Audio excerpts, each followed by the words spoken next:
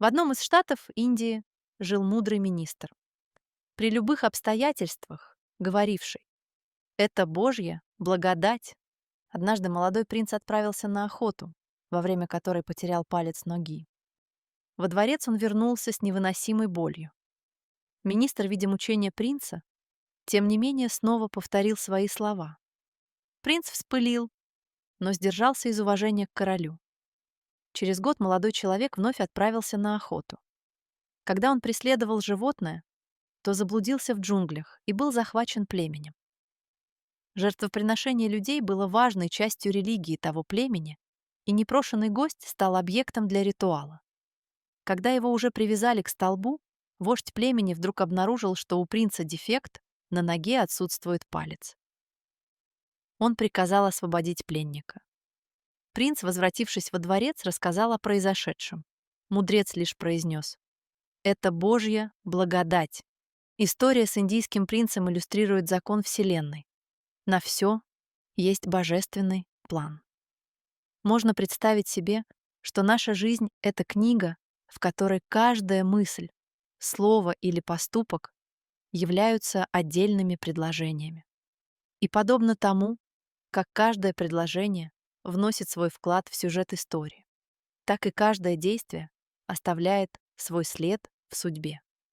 Таким образом, карма — это своего рода закон сохранения сюжета, где каждое действие оказывает влияние на следующую главу нашей жизни.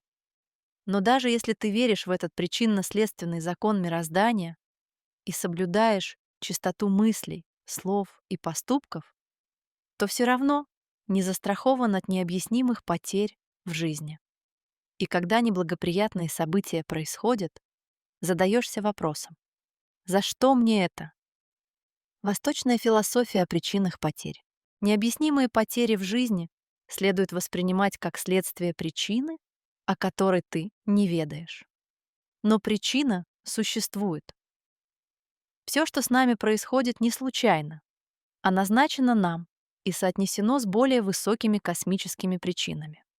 Это означает, что наши жизненные обстоятельства имеют глубокий смысл и связаны с духовным ростом и эволюцией. Для собственного душевного спокойствия необходимо принимать все события как нечто неизбежное. Никто не в силах постигнуть глубинной благодати природы. Важно не тратить энергию на копание в причинах. Их может быть миллион, а вместо этого смиренно принять обстоятельства и сконцентрироваться на собственных благих мыслях, намерениях и поступках. Сфокусируйтесь на том, что зависит от вас, и ваша судьба непременно изменится к лучшему. Наше будущее всегда предопределено прошлым. Однако человек привык придавать слишком большое значение поступкам и недооценивать то, как мысли и слова влияют на его судьбу. В этом и состоит его ошибка. Что важнее — мысли, слова или поступки?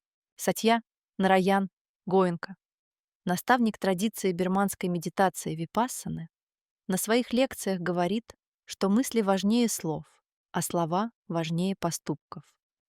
Он объясняет, что мысль является первопричиной, с которой начинается весь процесс. Мысли формируются в нашем мозге непрерывно и являются источником негативной или положительной энергии. Человек не отдает себе отчета, насколько его мысли в конечном итоге формируют его судьбу. Мира Альфасса, одна из величайших духовных личностей XX века, сподвижница Шри Аурабиндо, соосновательница религиозно-философского учения интегральная йога, говорит об этом так: плохая мысль — это и есть плохой поступок. Есть люди, которые этого не знают, но воистину дурная мысль и есть дурной поступок. И если человек думает и желает кому-то зла, то он также ответственен за постигшее его несчастье, как если бы он действовал. Но беда в том, что этого не признают. Слова усиливают наши мысли. Это следующий этап проявления нашего внутреннего мира. Есть люди, которые испытывают удовольствие от подстрекательства к плохим мыслям других. Я знала много людей, которые не упускают возможности сказать: «Знаешь, кто-то сказал это о тебе».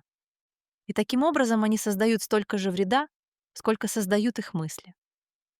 Но даже без слов, если у кого-то сильная мысль, и он думает плохо о людях, он совершает плохой поступок.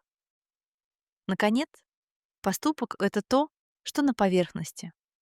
Но этого недостаточно для понимания происходящего, потому что смотреть нужно в глубину. Человек — это совокупность мыслей. Человек делает щедрый взнос в благотворительный фонд, но, возможно, им движет чувство собственного превосходства и пренебрежения к нуждающимся. А в глубине души он считает их неполноценными или недостойными. Тогда этот человек похож на горький огурец, красивый снаружи, но токсичный внутри. Другой человек, наоборот, может проигнорировать просьбу о помощи, но это не формирует его плохую карму. Классическим примером такого отказа можно считать диалог из фильма «Собачье сердце», в котором гражданка Веземская предлагает профессору Преображенскому купить журналы в пользу детей Германии. «Ну почему вы отказываетесь?» «Не хочу». «Вы не сочувствуете детям Германии?» «Сочувствую». «А, полтинника жалко». «Нет». «Так почему же?» «Не хочу». Бродский писал: «Человек — это совокупность его поступков». Но правильнее сказать: человек — это совокупность мыслей, поскольку они оказывают первостепенное влияние на человека и служат предвестником его поступков. 3 типа экзаменаторов. Мира Альфасса считает, что наша жизнь — это непрерывная серия кармических экзаменов. И человек попадает на эти экзамены без предварительного предупреждения. Нужно быть готовыми к тому, что жизнь будет проверять нас в самые неожиданные моменты. Важно понимать, что каждое событие в нашей жизни представляет собой возможность для роста и развития. Поэтому необходимо быть бдительным и постоянно находиться в состоянии готовности. Существует 3 группы экзаменаторов. Первая — природа.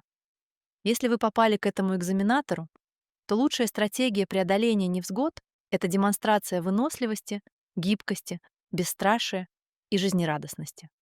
Второе — духовные и божественные силы. Если вам выпали духовные испытания, то демонстрируйте доверие, идеализм, энтузиазм, стремление и искреннюю самоотдачу.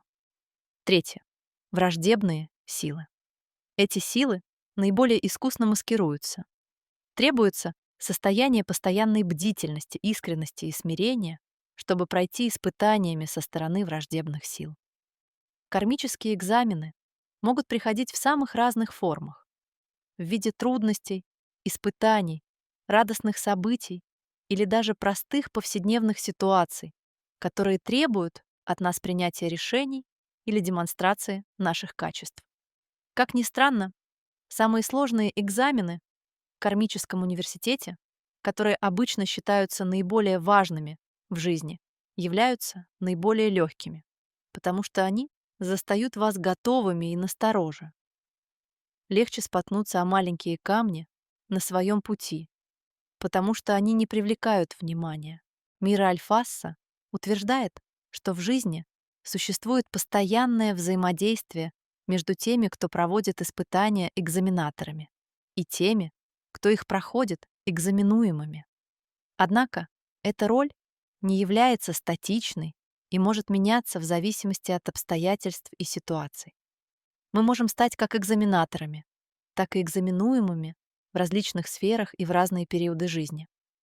Важно понять, что каждый из нас имеет потенциал быть и экзаменатором, и экзаменуемым в своей судьбе, и что наша реакция на эти испытания определяется нашим уровнем осознанности, то есть нашей способностью к самосознанию и самоанализу.